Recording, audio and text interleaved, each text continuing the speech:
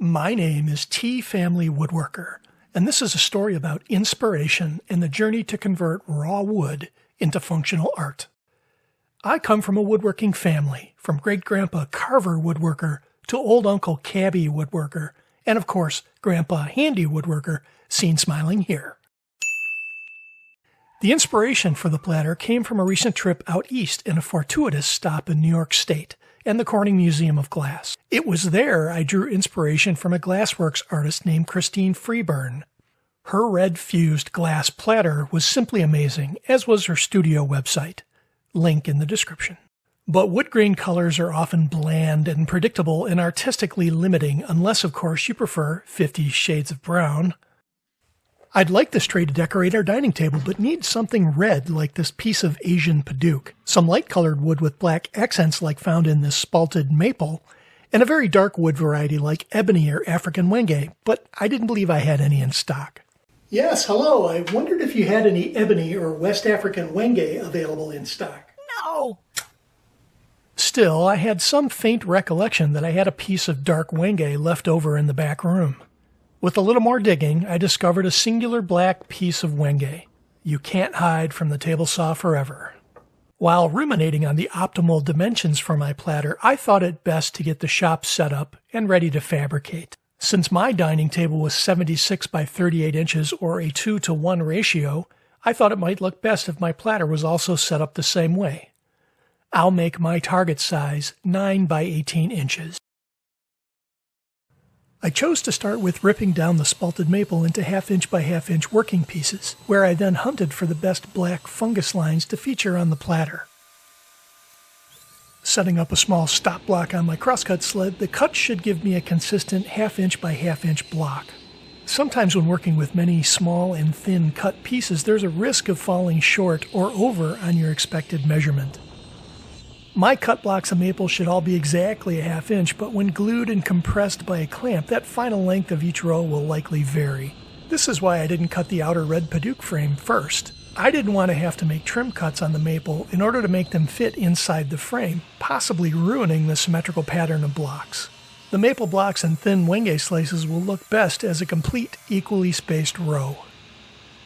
For the next step, we'll need some very thin slices of black Wenge to act as visual spacers between the blocks of maple. Measuring as best I could, we should wind up with thin Wenge slices a bit thicker than 1/16 of an inch. All of that work left me with 116 tiny maple and Wenge pieces, and I expect to have some problems trying to clamp these pieces together. Reluctantly, admittedly, I need to call for some advice and guidance. Get me Monsieur Georges at the Chateau Lux, please.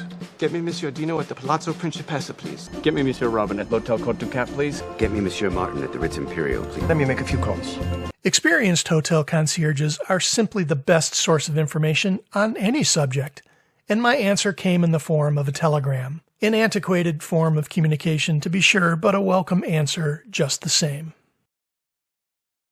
It was a simple matter of cutting the straight lengths for the jig using my Japanese razor saw. I would need multiple small pieces of wood at varying lengths to help hold the maple blocks in a straight line. Wrapped in blue painter's tape, I could then glue the blocks together inside the wooden rails without them sticking, and then I could compress them further with clamps. I also added a 1/4 inch thick length of Wenge as base trim for each row of blocks. It also helps keep them in line. It was a tedious effort, but fruitful.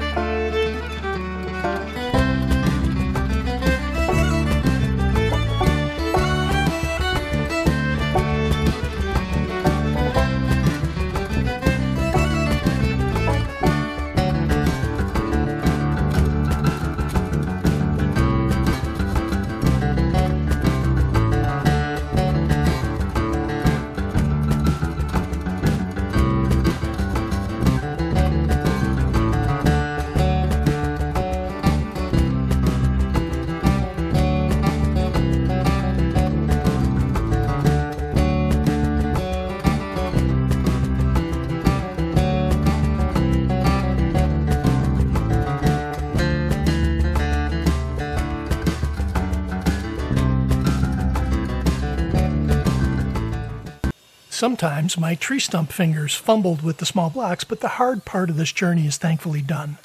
Now that I know the inner dimensions of the box, I can cut the inner bottom and the outer frame from the 1 7/8 inch thick Padauk. The 2 bottom 1/2 inch pieces were glued and clamped to sit overnight. While the glue dried, I thought I would test my favorite finishes to see how much they might darken the Padauk. I seem to be losing a lot of that vibrant red color with the oil-based finishes. Time for a trip to Lonard's Depot.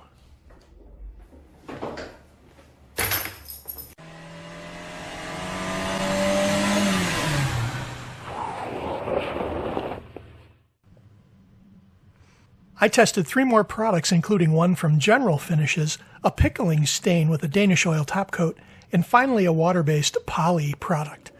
That one was the winner.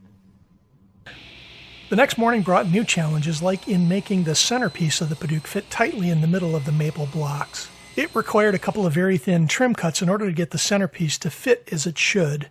All of this time and all of this effort has led to this moment where the fruits of one's labor can finally be seen in something as seemingly simple as a tight-fitting joint.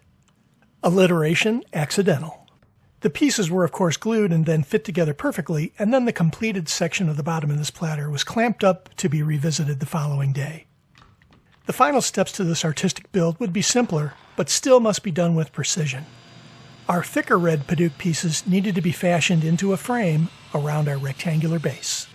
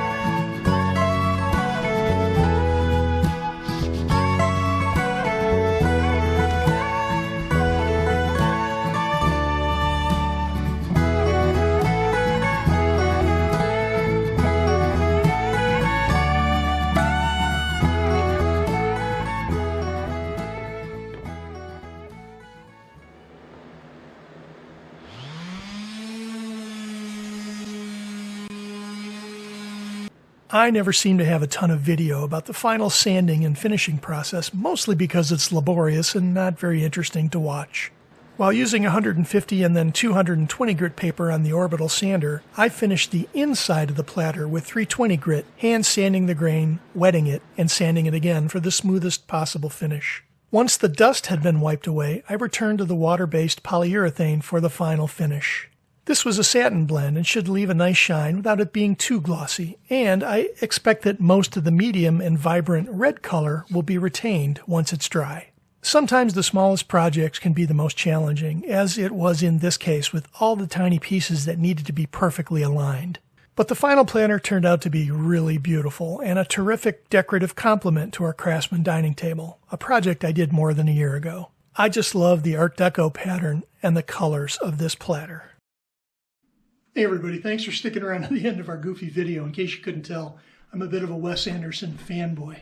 Also, since we don't hawk for Patreon supporters or push sponsored products, the best way to support our channel is by liking the videos and subscribing. We definitely have fun sharing these project ideas with you. Thanks for stopping by. Come on back soon.